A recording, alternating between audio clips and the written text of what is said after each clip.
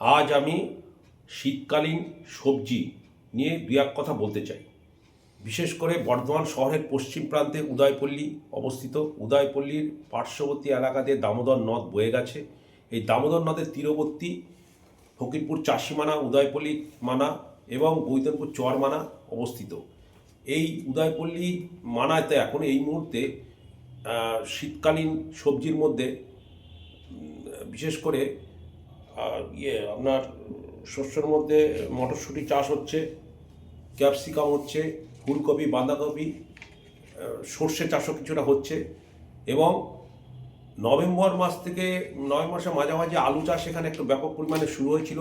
এখন জানুয়ারি মাসের শেষে আলু ওঠা শুরু হয়েছে। বিশেষ করে কাঁচা আলু, পোকরাজ আলুটা বাজারে চলে এসছে। দাম অনেকটাই কম। চাষিরা আশায় চাষ করে, কতটা কি তারা লাভবান হবে এটা নিয়ে সন্দেহের অবকাশ থাকে। এর পাশাপাশি এখানে গাঁদা ফুলের চাষটাও একটু পরিমাণ বেড়েছে এখন। এই গাঁদা ফুল গোটা বর্ধমান জুড়ে বাজারে এখন আসছে। বিভিন্ন পুজো পার্বণে এই গাঁদা দিয়েই সমস্ত কাজে লাগছে এবং এই আর কিছুদিনের মধ্যেই এইখানে জ্যোতি আলু এবং চন্দ্রমুখী আলুগুলো তোলা শুরু হবে। সেইগুলোর জন্য আরও 1 মাস অপেক্ষা করতে হবে।